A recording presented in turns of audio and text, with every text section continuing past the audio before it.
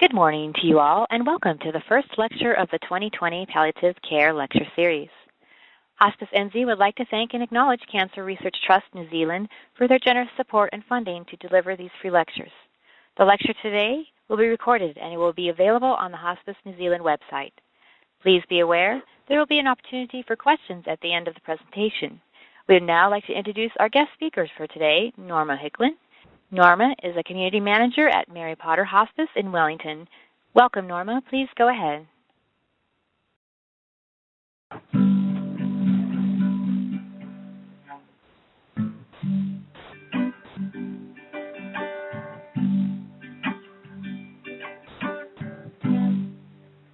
Kona kaupapa, tuku iho, mena mata pono, tanga tira tanga, manaki tanga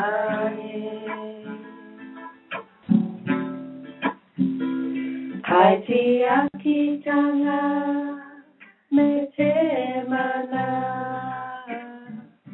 mana fetu e, pe ara taki mai, kia pua wai te aroha, aroha, pe ara taki mai, kia pua wai te aroha.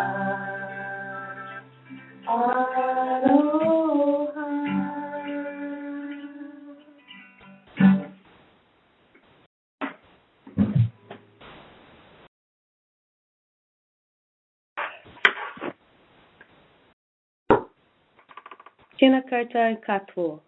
E huri ahau o Ngāti Kahanunu ki Heratanga, me ti ai tangata hauiti. Ko Norma Hickland takuingoa. I am the community manager at Mary Potter Hospice working in the Porirua district. Tēnā koutou, tēnā koutou, tēnā koutou katoa. This presentation was delivered at the Oceanic Palliative Care Conference in September 2019 in Perth. The theme was Universal Access, Oceans of Opportunities. It was a wonderful opportunity to engage and listen to clinicians, researchers, policy influencers, and future leaders who are passionate about palliative care. We represented 18 different countries. It was an honour to listen to lived experience speakers who shared about their own personal journeys about caring for someone they love and who had battled with cancer and end-of-life care stories. I would like to acknowledge Hospice New Zealand for asking me to deliver the first breakfast lecture for 2020. This presentation has now been slightly modified for this audience. I would also like to acknowledge the Cancer Research Trust Foundation for sponsoring me to attend this conference that was hosted by Palliative Care Australia.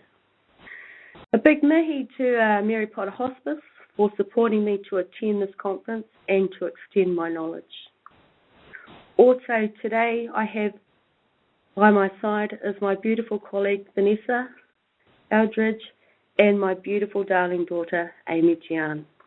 Ngā mihi nui a koutou katoa. A big thank you to you all.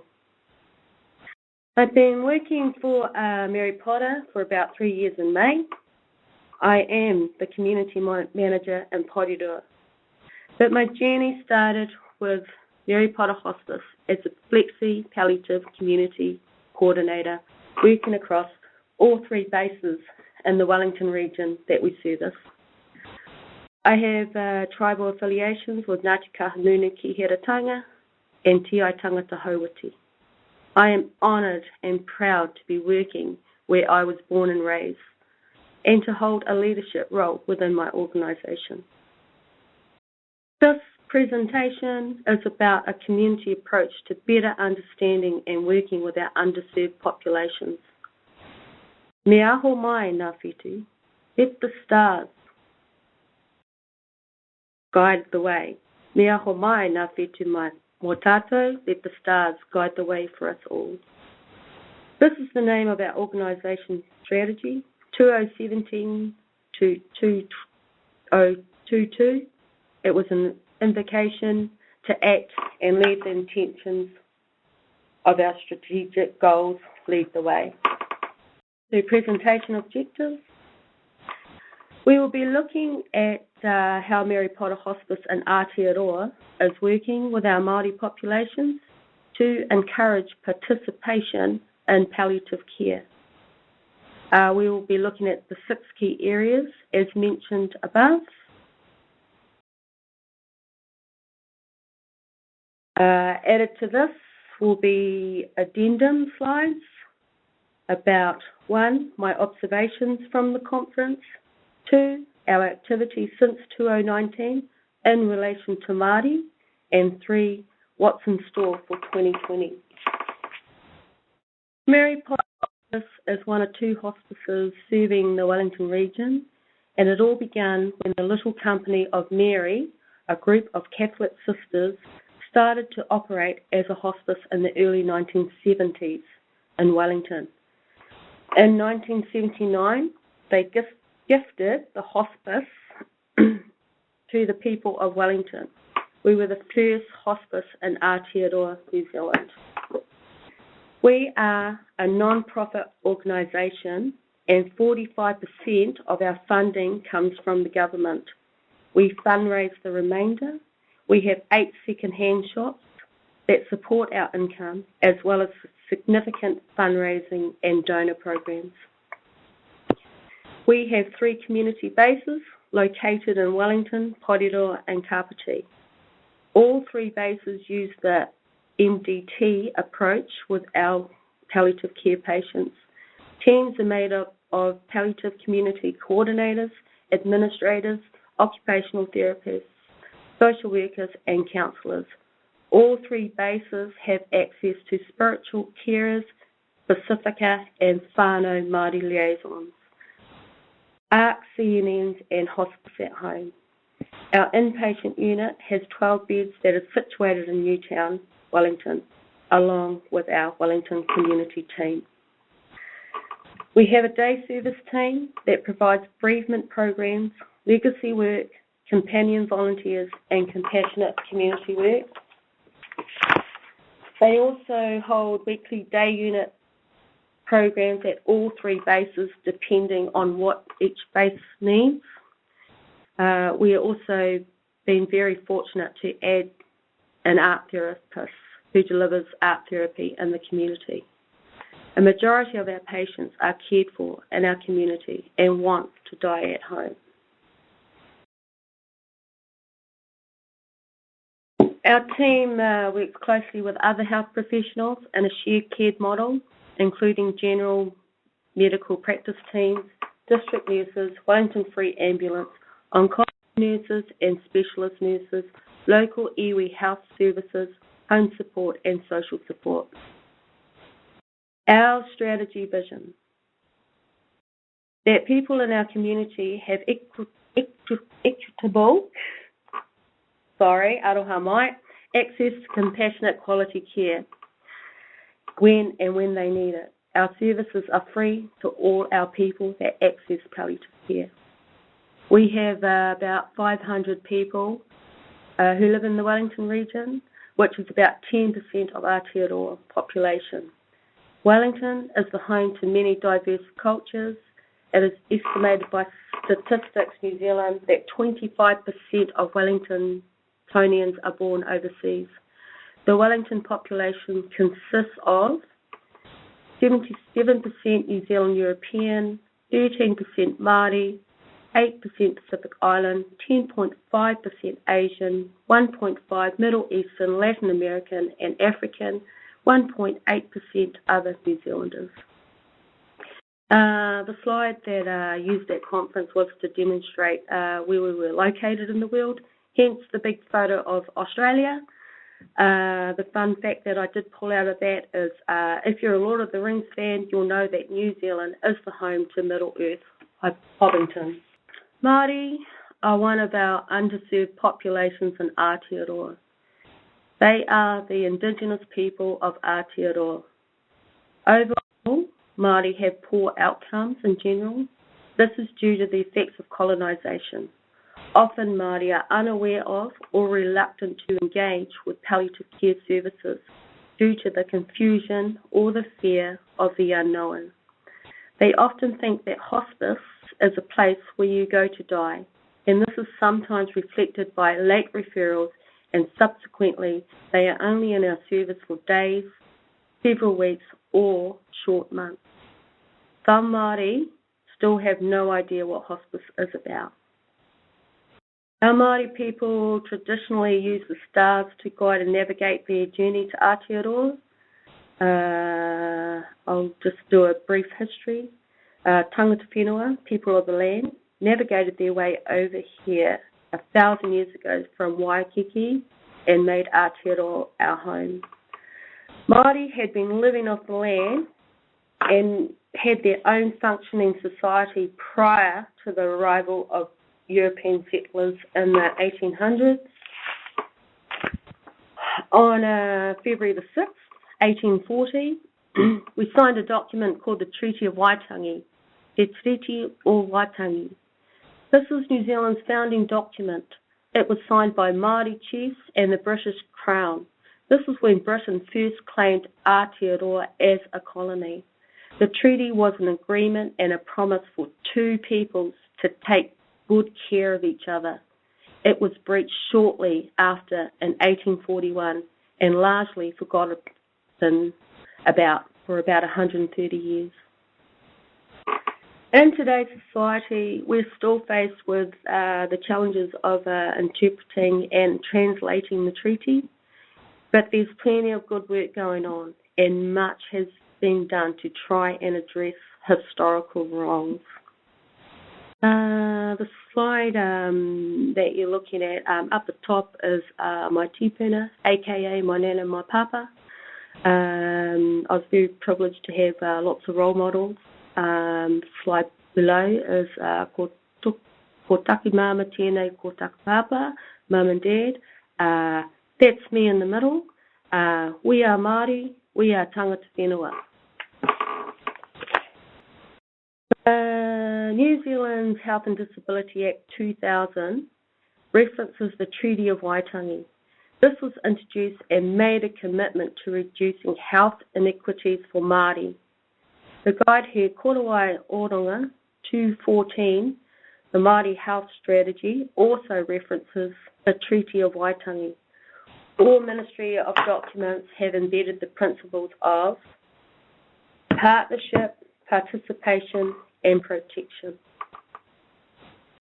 Our organisation's 5-year strategy is addressing our service delivery to ensure that our service is meeting the needs of Māori in a culturally safe way. Many Māori are now leading the resurgence of Te Whare Tapawha, holistic health approach to hospice care. This resonates well with our organisation approach. Taking the whole person approach, we will provide and promote high quality specialist palliative care, brief support, education and care planning services. Working alongside our health partners, we aim to make a difference in the community we serve. The Mason jury reminds us that there are still disparities in Aotearoa between Māori and non-Māori in health and other social determinants.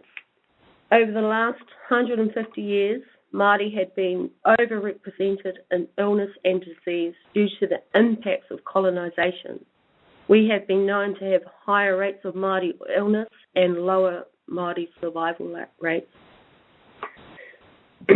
Institutional racism, inequity and disparities are still a significant factor in Aotearoa. Māori are often overrepresented in the usual statistics that reflect the impacts of colonisation on Indigenous societies throughout the world.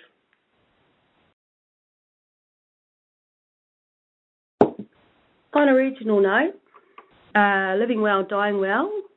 A strategy for palliative care approach is an approach to improve the palliative care experience for people, whānau and communities, with a focus on better understanding and responding to people's needs. The strategy was developed through partnership approach with the 3 Lower North Island DHBs. The future model of care will drive a palliative approach once it is identified that the end of life is approaching. This is to ensure early identification of the needs and improved partnerships and integration between service providers across the services to enable patients and their whānau to make informed life choices. The Palliative Care Strategy Implementation Steering Committee and their subgroups meet regularly to progress this model.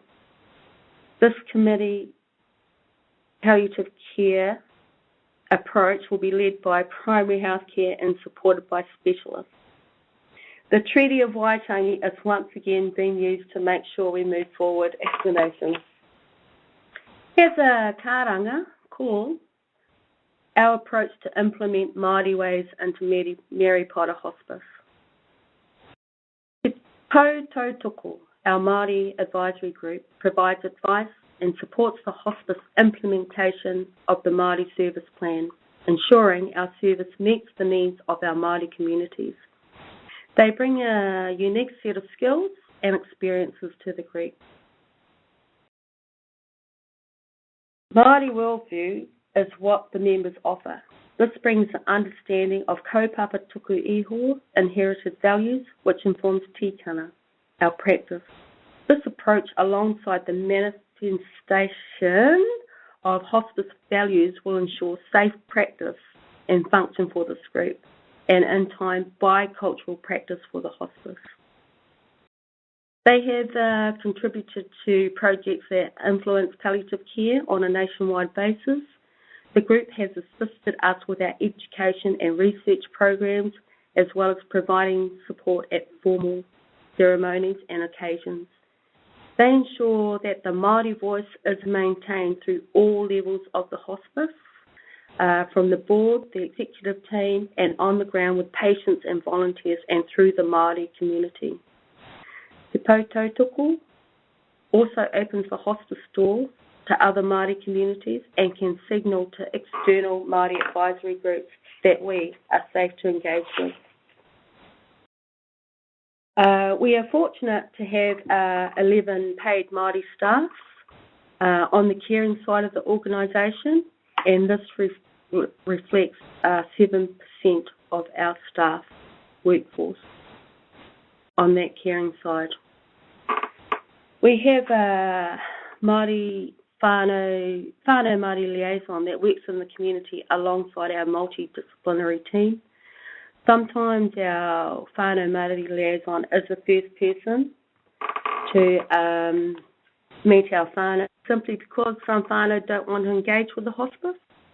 The whānau Māori liaison will then make that kanohi ki te kanohi, that face-to-face contact, to establish a relationship and introduce our service to the whānau. They are often then able to negotiate for other members of our community team to visit. We also have a kaiharahi, a Māori advisor. Their role is to support and educate staff and volunteers in the development of cultural competency practice. They increase awareness of Mary Potter Hospice and the available palliative care service within Te Iwi Māori and Māori communities. They also ensure all staff members are culturally competent and able to provide what our patients regard as culturally safe care in the community. This also includes ensuring that our space is safe for Māori to come to.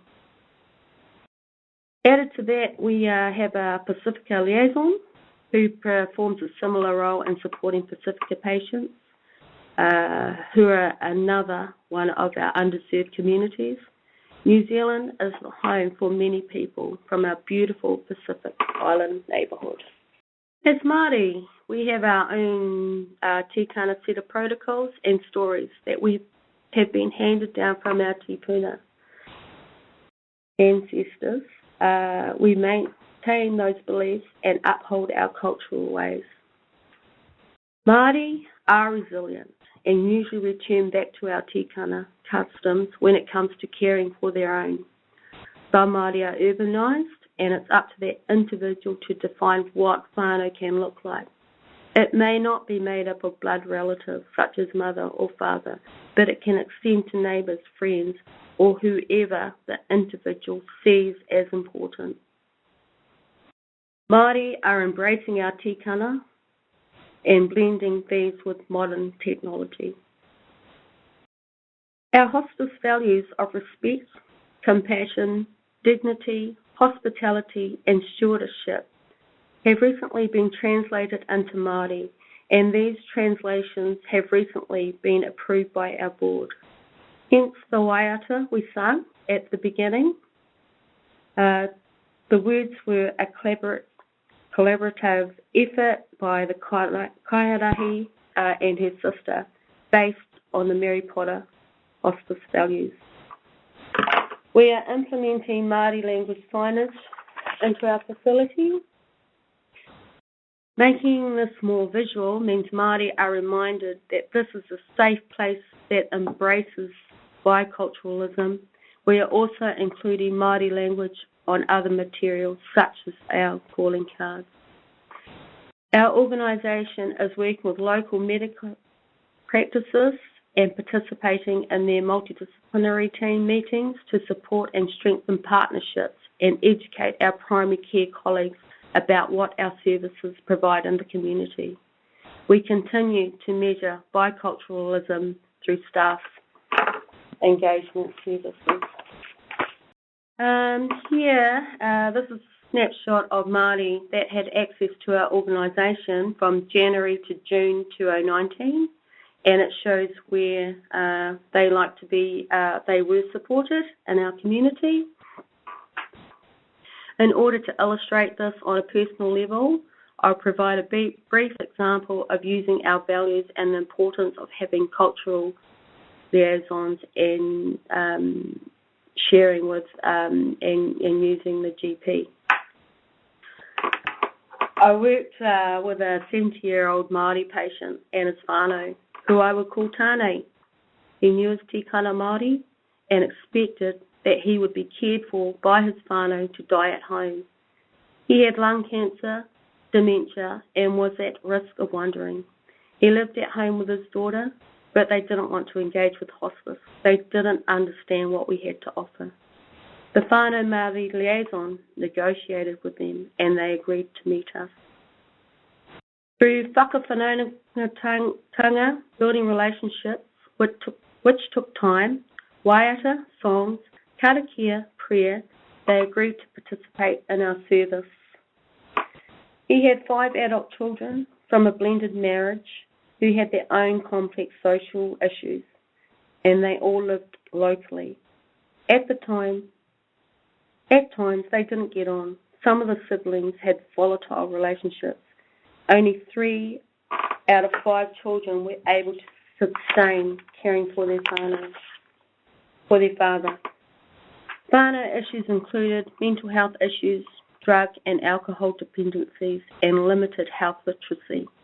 His GP was hands-on and very supportive. We did several home visits to ensure that we all stayed on the same page. So we made a plan. We helped them to set up a roster to help care for him. On occasions, they failed to turn up on their rostered days, which caused huge distress to his main caregivers. Tānei was non-medication compliant, so we had to set up a medication communication book. They often forgot to record his medications. There was also the issue with drug storage in the house, so counting and monitoring medications became a regular occurrence. On one occasion, we received a phone call from a distressed sibling requesting that we visit immediately because she had had a fight with her sister, and her sister had contacted the police to get her removed from the property. The whānau liaison and myself responded immediately, and we went to support Tāne. We told the police who we were, and we were given permission to go and sit with Tāne until the issue had been resolved. Tāne was very upset about that whole situation. He told us that all he wanted was for his children to get on with each other. This was not the first time or last time we heard this comment. As a result of the roster not working, his daughter, primary caregiver, became very unwell. She had mental health issues and had to put herself in respite.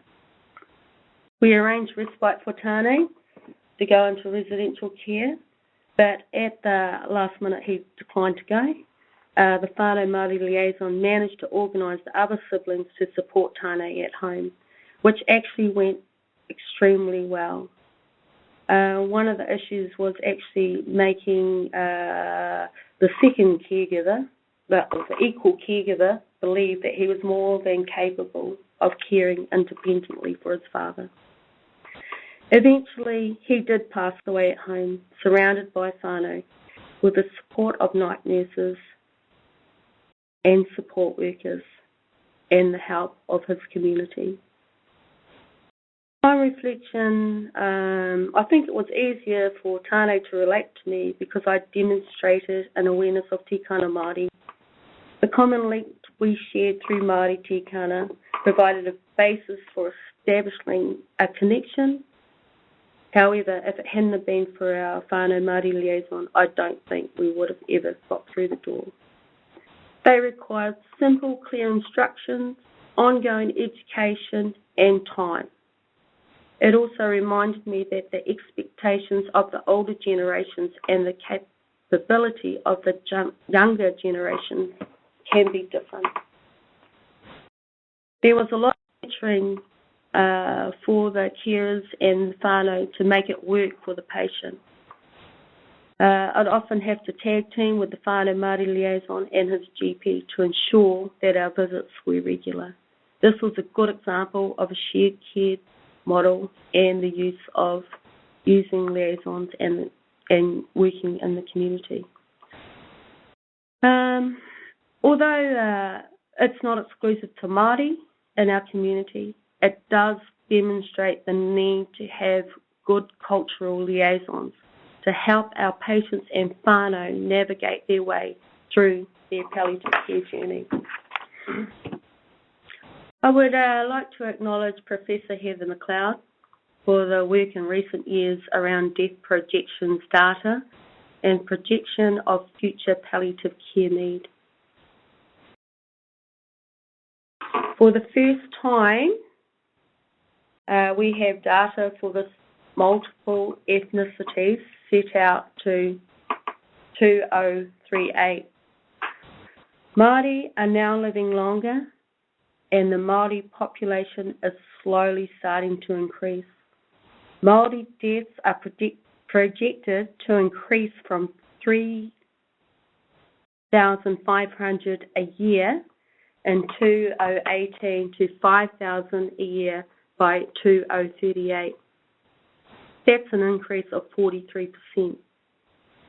There is projected to be change in the shape with fewer deaths in the 40 to 69-year-old range and a substantial increase in deaths from 70 onwards. Projections indicate that Māori ethnic group is likely to increase its share of the total population at all ages, reflecting higher growth rates on average, driven by high Māori birth rates and younger Māori age structure. Depending on the future trends in birth rates, the Māori population could account for nearly 20% of New Zealand's population in 2038, and nearly one-third of New Zealand's children. However, because of increasing ethnic intermarriage and identification of children with multiple ethnicities, there is likely to be parallel growth in people and also identifying with other ethnicities. At all levels of our organisation, Mary Potter Hospice is striving to maintain and improve the services we provide for our patients. While we are rightfully proud of our achievements we have already put in place, we continue on a journey exploring ways to look after our whānau. We are reminded that our Māori whānau population will continue to grow. Before we move to the next slide to reflect on my observations, I would like to acknowledge Palliative Care Australia and their partners for hosting this conference in the beautiful sunny Perth. Again, the theme of the conference was Universal Access, Oceans of Opportunities, allowing for exploration of palliative care as a human right and to discuss what can be done to ensure people from underserved populations can access palliative care and have their pain and other symptoms managed. The World Health Organization lists palliative care as a human right, and we're reminded that currently only 14%, that's 14% people worldwide who need palliative care receive it. Observations from the conference. I was very fortunate to be under the category of building capacity in the Oceanic region, delivering my presentation with these fine humans.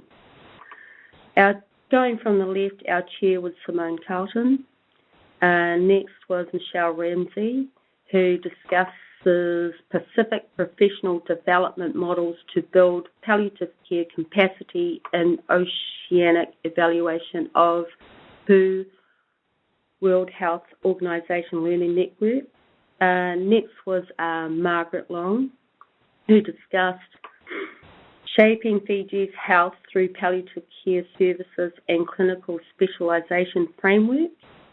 Then there's me delivering my presentation. And next we have in line Margaret, a joint presentation between Leilani Jackson and Alice Every. They were delivering Tausinga Va'a Oi Oi, palliative care in Samoa. They were discussing issues they faced in Samoa, both from a Samoan and Palangi perspective. At that time, they were both in volunteer roles. One of the highlights for me from the conference was a keynote speaker called Dr. Christian Nisamara from Rwanda. As a young surgeon on a hospital ward, he was approached by a patient's mother who begged him to prescribe morphine for her young son that had been relocated to another part of the hospital due to crying with uncontrolled pain. This was new to him. It was because it was not customary for a mother to beg for help.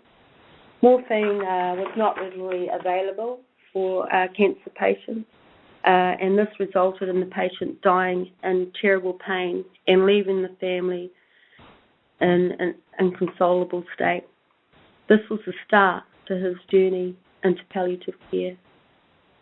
We have a saying in Rwanda: when you are well, you belong to yourself. When you are sick, you belong to your family. The patient's autonomy is connected to the family's decision and the community. Furthermore, understand the local contents. Be very sensitive to the environment of the patients and the family. Learn from your society. There is always resilience somewhere in that population that can help overcome challenges. He highlighted that resources are not only money, but it's the people, commenting that they have very little money, but now they have people. Just wanted to touch on another highlight from a lived experience speaker. Her name was Bria Lyle, who discusses her husband's last days of life, and supported by Aunt Kerry. Jared was a champion pro golf player who had battled with leukemia since he was a young fella, a teenager, and died in 2018 at the age of 36. This was a hard-to-hear story about their journey, but it was also an excellent exemplar of him dying his way with the support of the community, surrounded by his family and friends. It's really important for us to hear and listen to lived experience stories so that as health professionals, we're able to learn and know what's really important for the people they're caring for. Common issues and comments about community work.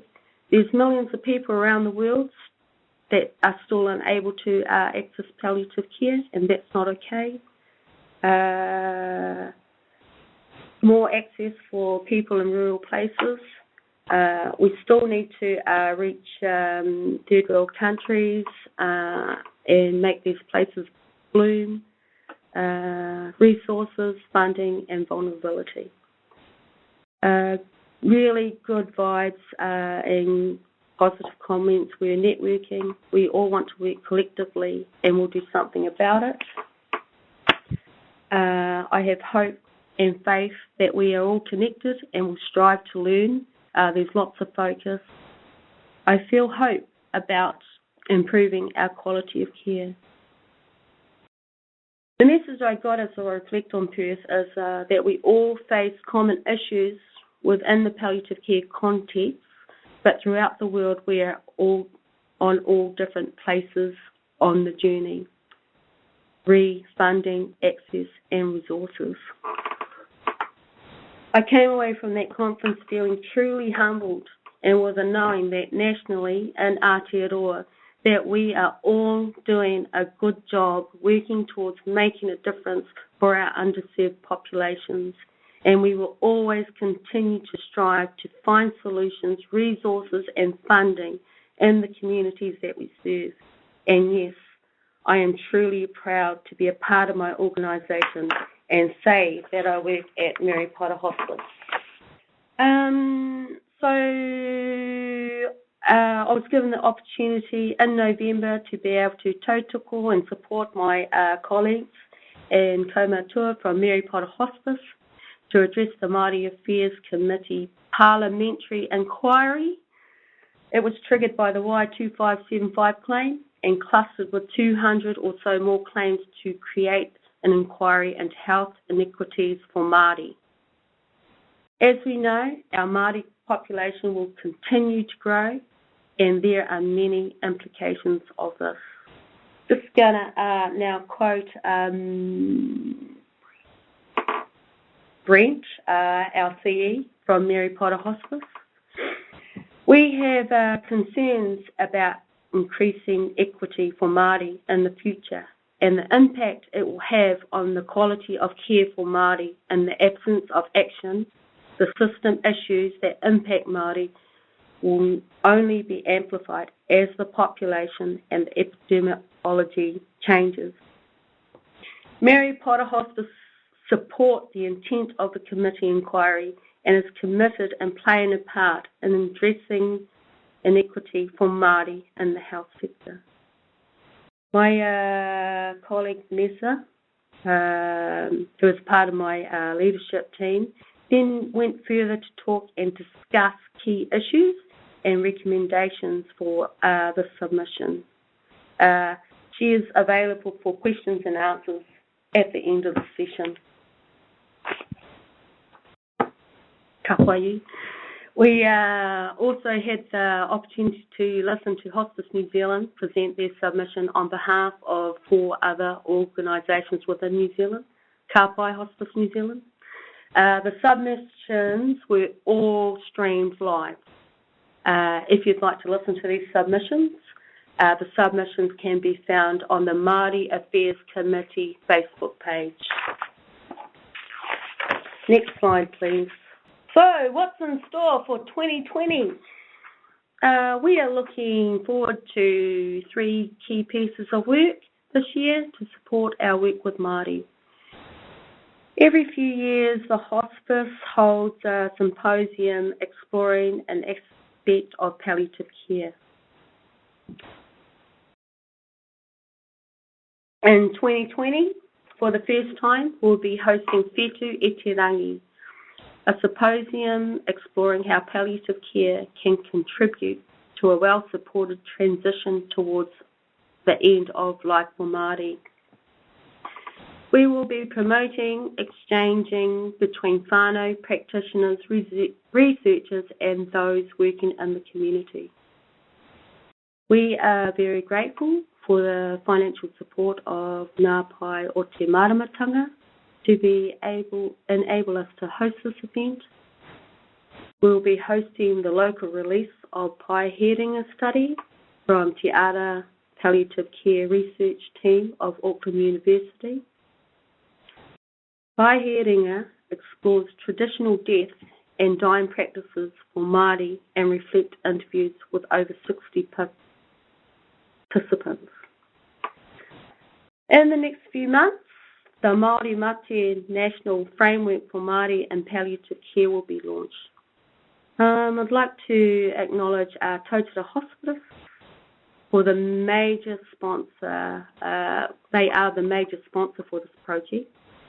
Te Oho Rata o Aotearoa, Māori Medical Practitioner Association, Te Ora, the Māori Mate Palliative Care Expert Group, and writers, members, sector consultants, management team, and sector reference group.